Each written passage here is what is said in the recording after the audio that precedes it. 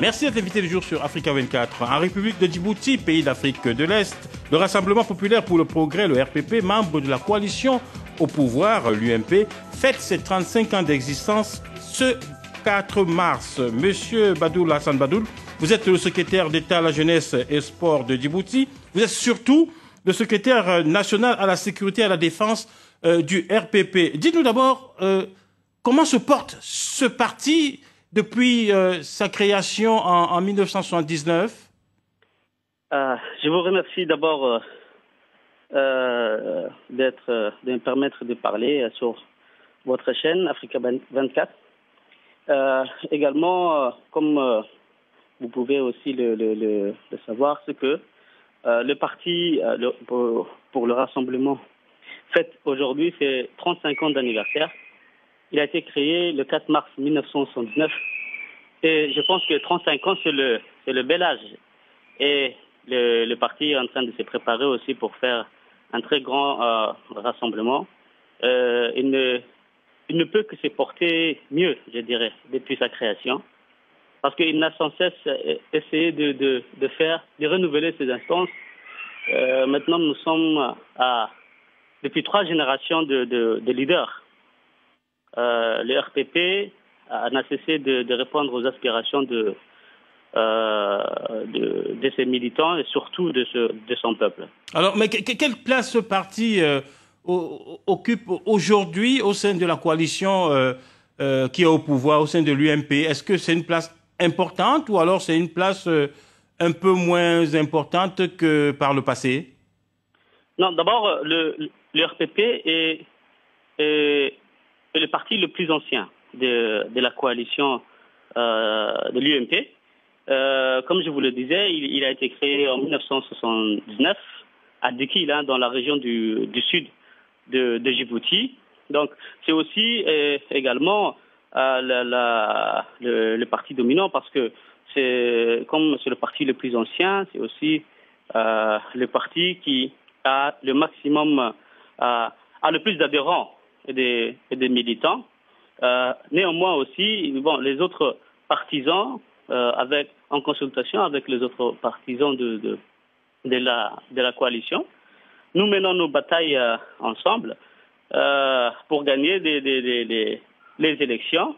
Donc la victoire, c'est une victoire commune, comme nous sommes une coalition, mais le parti RPP est le plus grand de Djibouti, oui, par son existence. Alors vous le dites, c'est aussi par sa capacité à mobiliser et à fédérer les Djiboutiens autour de ce... C'est le plus grand parti, vous dites, c'est vrai, c'est le plus ancien, mais c'est aussi un parti qui a quand même connu quelques revers électoraux ces derniers temps.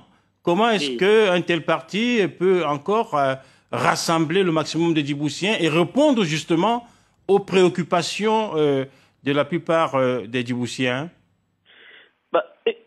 Écoutez, c'est que, lors des élections, le parti RPP, comme je vous le dis, c'est déjà plusieurs générations de leaders.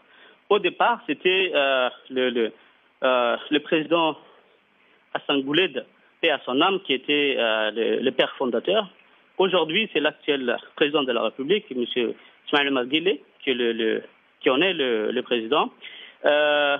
C'est parti. Comment il entend répondre aux préoccupations de la population? C'est en travaillant, bien évidemment.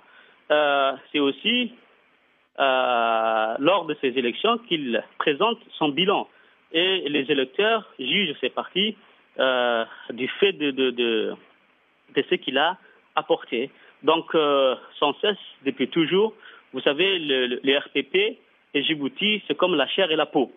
Donc, c'est un parti qui est associé non seulement aux activités, à la réussite des activités économiques, mais aussi à l'histoire, parce que les pères fondateurs du parti RPP étaient aussi les pères de la nation, ceux qui ont milité pour l'indépendance.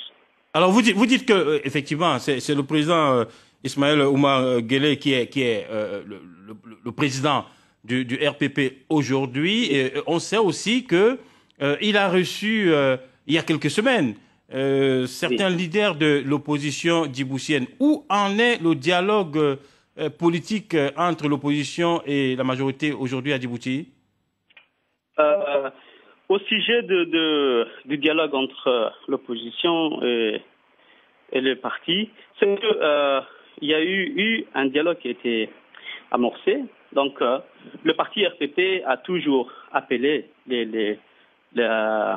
l'opposition au dialogue. Parce que vous savez, partout en Afrique, on a toujours préféré la palabre qu'aux autres choses. Mais malheureusement, ce que un dialogue a eu lieu, le président a donné sa bénédiction pour un accord cadre qui était presque finalisé.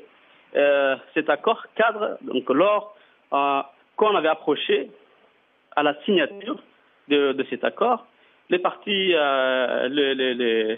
d'opposition se sont dérobés donc lors de la signature et ont présenté un autre document, alors qu'ils avaient délégué officiellement un représentant donc, pour qu'il puisse discuter du document. Alors comment faire pour sortir de cette situation de blocage? Non, en fait, c'est que le blocage, surtout, c'est pas au niveau du dialogue entre le parti RPP et l'opposition. Le blocage, c'est au niveau de l'opposition qui est elle-même divisée.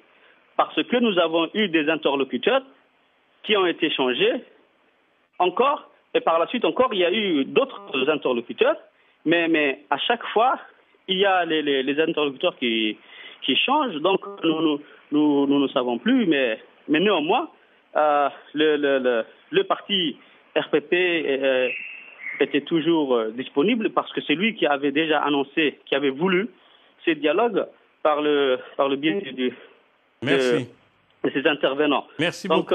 Merci beaucoup, Monsieur Badoul, Hassan Badoul, d'avoir répondu à nos questions, d'avoir été notre invité du jour. Je rappelle que vous êtes donc le secrétaire d'État à la jeunesse et au sport de la République de Djibouti et que vous êtes par ailleurs le secrétaire national à la sécurité et à la défense du RPP, c'est-à-dire le Rassemblement populaire pour le progrès, le plus ancien parti de Djibouti qui fête ce mardi 4 mars ses 35 ans d'existence. Restez sur notre chaîne, l'information continue sur Africa 24.